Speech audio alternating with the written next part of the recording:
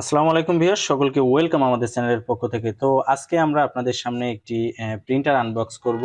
তো এই প্রিন্টারটা মূলত এইচপি ব্র্যান্ডের একটি প্রিন্টার এবং এই প্রিন্টারের মডেল হচ্ছে ইঙ্ক ট্যাঙ্ক ওয়্যারলেস 419। এই প্রিন্টারটা আসলে এটার পারফরমেন্স কেমন বা এটা দেখতে কেমন বা এটার কনফিগারেশন কি বা এটার দাম কত, এ টু জেড আমরা এই ভিডিওতে আজকে আপনাদেরকে দেখাবো। তো সর্বপ্রথম আমি যেটা করব সেটা হচ্ছে এই প্রিন্টারটা আগে আমরা এই যে বক্স, এটা একেবারে ইনটেক অবস্থায় আছে, তো এই প্রিন্টারটা আমরা আগে বের করে নিব এবং তারপরে আসলে ধাপে ধাপে আমরা দেখব যে এটাতে কি কি সুযোগ সুবিধা আছে। তো সর্বপ্রথম আমরা এখন প্রিন্টারটা এখান থেকে বের করে নিব।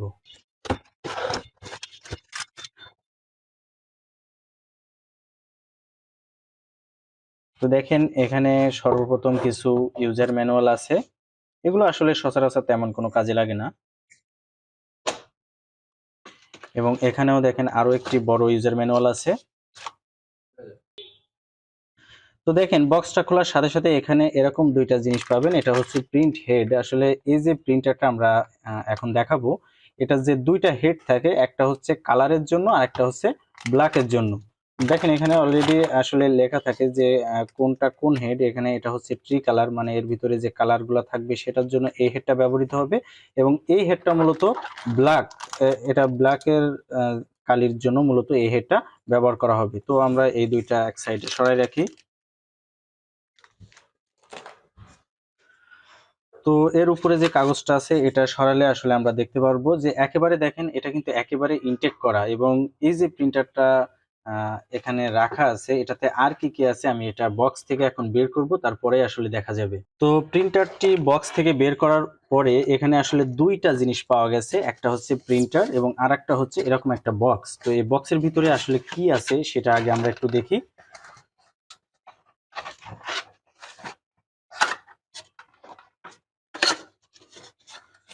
তো দেখেন এখানে মূলত আমাদের যে কালিগুলো আমরা ব্যবহার করব সেই কালিগুলো এখানে আছে। দেখেন এই কালির কিন্তু বিভিন্ন ধরনের কোড আছে। আসলে কোন কালিটার কি কোড এটা দেখেই কিন্তু আপনাকে এটার ভিতরে, আপনি যে প্রিন্টারের ভিতরে এটা ইনস্টল করবেন বা প্রিন্টারের ভিতরে যে কালিটা দিবেন, এটা কিন্তু এই কোড অনুসরণ করে আপনাকে দিতে হবে। দেখেন এক একটা কোড কিন্তু এক এক ধরনের। তো এখানে লেখা আছে দেখেন ব্ল্যাক ইঙ্ক বোতল, এখানে লেখা আছে দেখেন ব্ল্যাক ইঙ্ক বোতল। তো আরো কি কি আছে আমি একটু দেখি।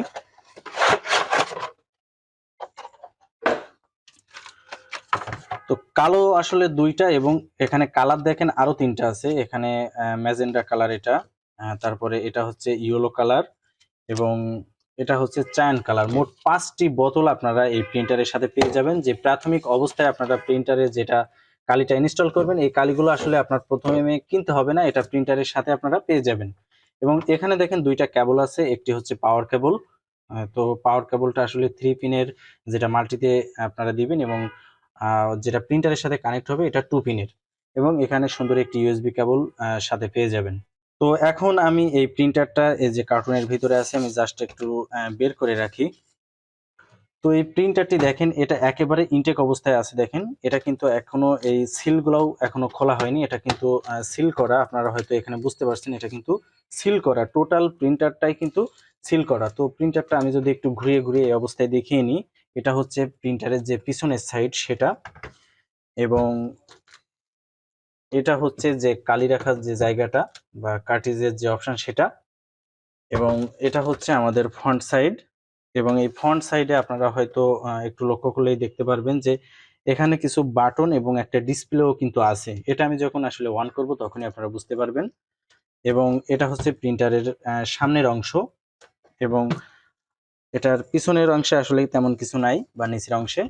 তো এখন একটু এই প্রিন্টারের যে কনফিগারেশন সেটা আমি আপনাদেরকে বলি, তাহলে বুঝতে পারবেন।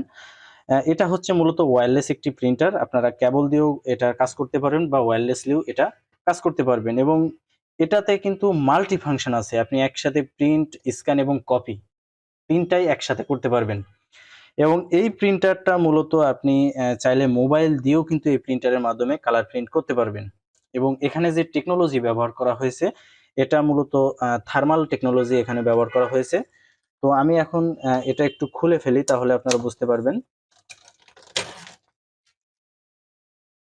তো এটা আসলে এই বক্সটা খোলার সাথে সাথে এটার কনফিগার আরো একটু আমি বলে রাখি।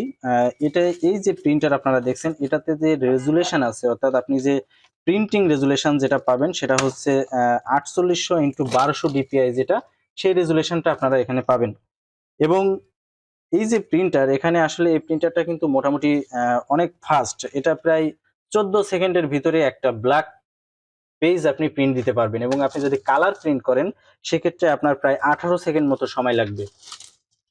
এবং এটা যদি ডুপ্লেক্সের কথা বলি, এটা কিন্তু ডুপ্লেক্স প্রিন্ট আপনারা দিতে পারবেন না, কারণ এটা ছোট একটি প্রিন্টার। এটা একবারে ম্যানুয়ালি আপনি চাইলে ডুপ্লেক্স প্রিন্ট করতে পারবেন, অর্থাৎ একবার একটা সাইডে প্রিন্ট দিয়ে আবার যদি সেটা হাত দিয়ে ধরে আপনি এই ট্রেতে দেন, পরবর্তী পেজে আপনি প্রিন্ট করতে পারবেন।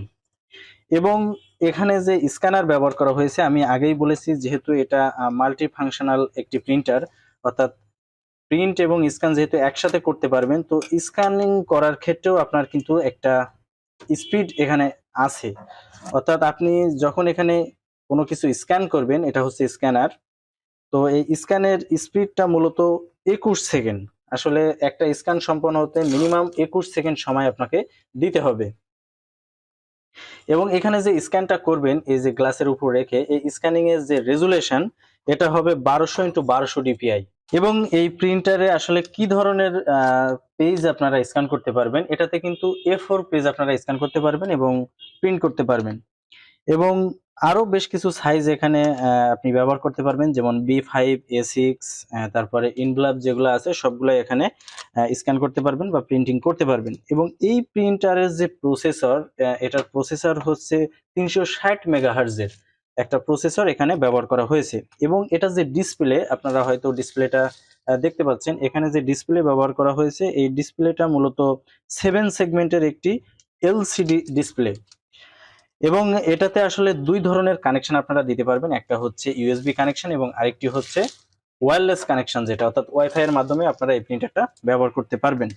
এবং এখানে যে পাওয়ার, অর্থাৎ এই প্রিন্টারে যে পাওয়ার ব্যবহৃত হবে সেটা হচ্ছে 100 থেকে 240 ভোল্ট পর্যন্ত এটাতে পাওয়ার নিতে পারবে। এবং এটার যে ওজন, এটার ওজন কিন্তু ভালোই, প্রায় 4.5 কেজি ওজন এই প্রিন্টারটার আছে। এবং এই প্রিন্টারের যে ওয়ারেন্টি, আপনারা 1 বছরের ওয়ারেন্টি পাবেন। এবং আমি আগেই বলেছি যে কালিটা এখানে ব্যবহার করা হয়েছে, এই কালিটা কিন্তু আপনারা 5টা টোনার কার্টিজ পাবেন। এই 5টি কার্টিজে কিন্তু এখানে দেখেন আপনারা ব্যবহার করতে পারবেন। আসলে এখানে দেখেন পোর্ট কিন্তু 4টা, কিন্তু আমরা কালি পেয়েছিলাম 5টা। আসলে এটার কিন্তু একটা কারণ আছে, কারণ ব্ল্যাকটা সবসময় বেশি ব্যবহৃত হয়, যার কারণে আপনারা চাইলে এখানে ডাবল যে ব্ল্যাক কার্টিজ আছে ওটা ইউজ করতে পারবেন, অর্থাৎ একটা ব্ল্যাক শেষ হয়ে গেলে আরেকটা ব্ল্যাক আপনারা এখানে ব্যবহার করতে পারবেন। এই কারণেই মূলত একটি যে ব্ল্যাক ইঙ্ক সেটা বেশি দেওয়া, এবং বাকি যে 3টা কালার দেখেন আলাদা আলাদা করে মার্ক করা আছে। তো আসলে এটা এখন আমি একটু এই অপশনটা দেখাবো, তার আগে আমি এখান থেকে কাগজটা সরিয়ে রাখি।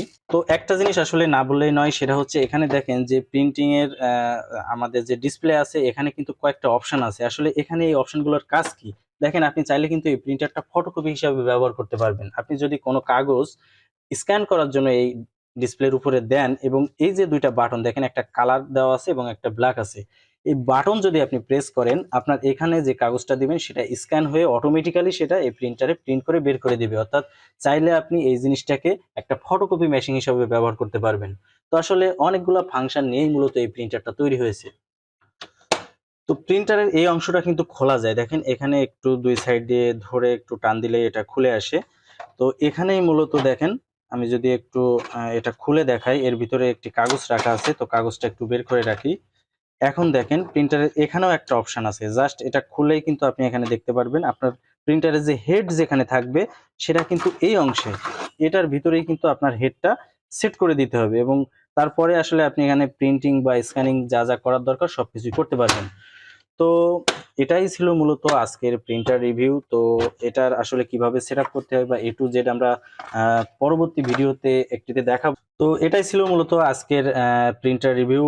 আশা করি আপনারা বুঝতে পেরেছেন। তারপরেও এই প্রিন্টার সংক্রান্ত যদি কোনো ধরনের কোনো প্রশ্ন আপনাদের থাকে, অবশ্যই আমাদেরকে কমেন্টস করে জানাবেন, আমরা চেষ্টা করব সেটার সঠিক জবাব দেওয়ার। তো আজকে ভিডিও পর্যন্তই, ধন্যবাদ সকলকে।